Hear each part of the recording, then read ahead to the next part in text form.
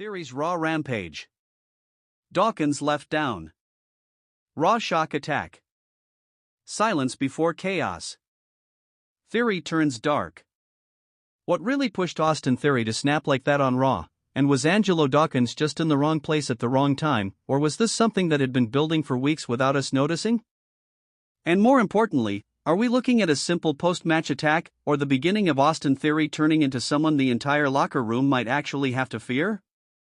Because the moment it happened, it didn't feel random. It didn't feel like one of those quick heat-of-the-moment things WWE loves to sell us. No, this one had weight. The kind of weight that makes you pause and go, wait, why him? Why now? So picture it. The arena is still buzzing from earlier action on Raw.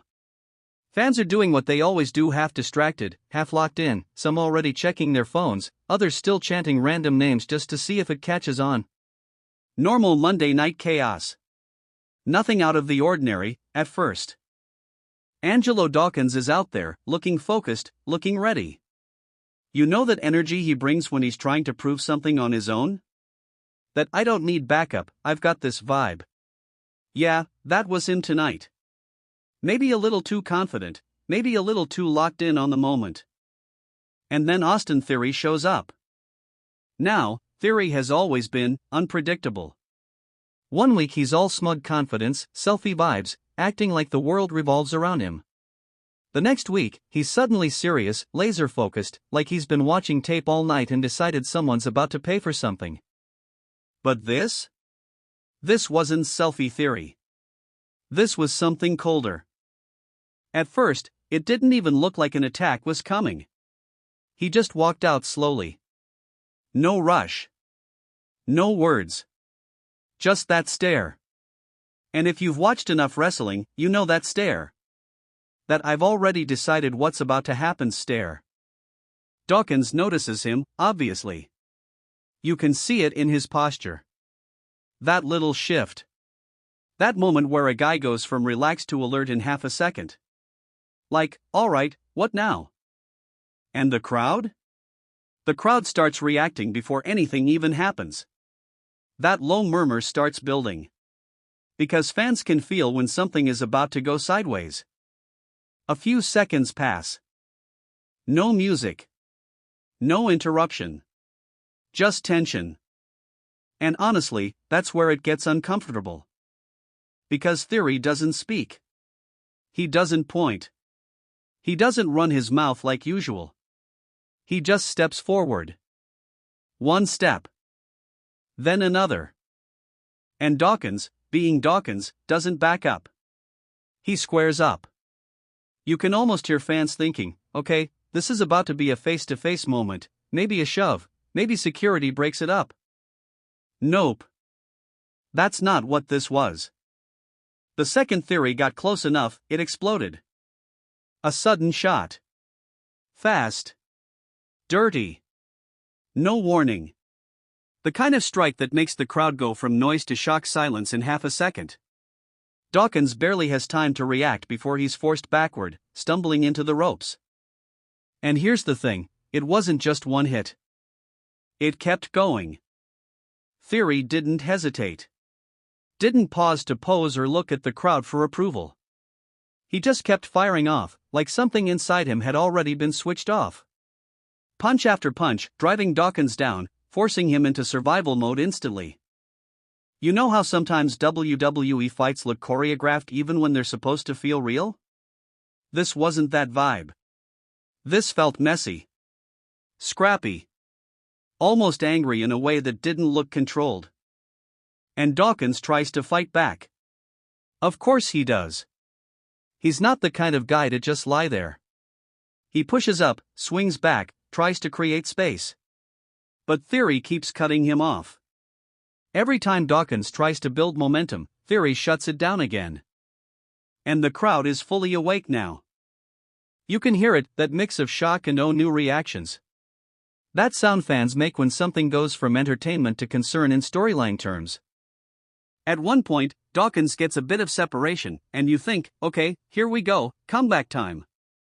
But Theory doesn't let it happen. He rushes him again. This time, it's not just strikes. It's a full-on assault.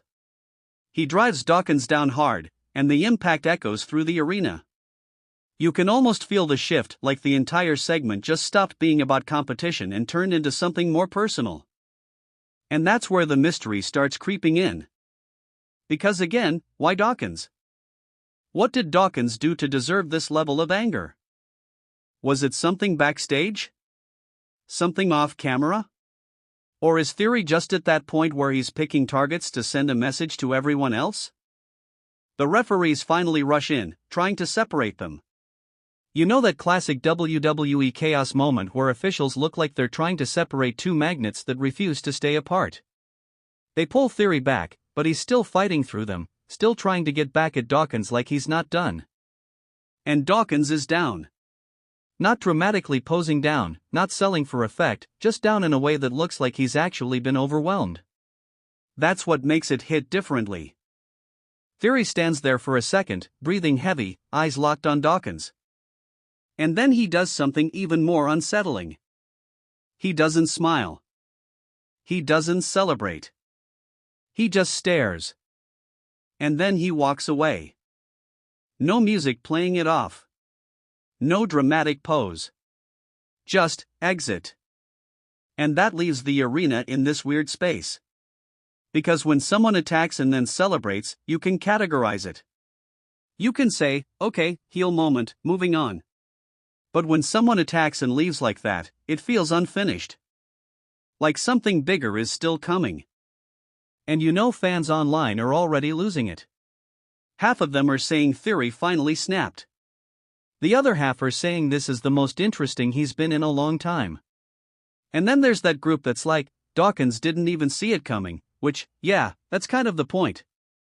But here's where it gets even more interesting. Because backstage reactions matter in moments like this. You can imagine locker room guys watching that clip later, shaking their heads, trying to figure out if Theory just crossed a line that's not easily uncrossed. And Dawkins? He's not the type to stay down emotionally. Physically maybe, but not mentally. So now the question becomes, what's his response going to look like? Is he going to want revenge immediately? Or is this going to turn into something slower, something that builds over weeks until it explodes again? And honestly, that's what makes this whole thing feel bigger than just a random Raw attack. It feels like a shift. Like Theory isn't just trying to win matches anymore, he's trying to change how people see him. And sometimes when wrestlers hit that point, things stop being predictable. You start wondering who's next. Because if he can do that to Dawkins without hesitation, then who's safe? And let's be real for a second, the WWE locker room is already full of guys with egos, grudges, and unfinished business. So an attack like this doesn't just stay between two people. It spreads. One conversation backstage turns into 5. 5 turns into 10. And suddenly everyone is watching Theory a little differently. Even the fans start watching.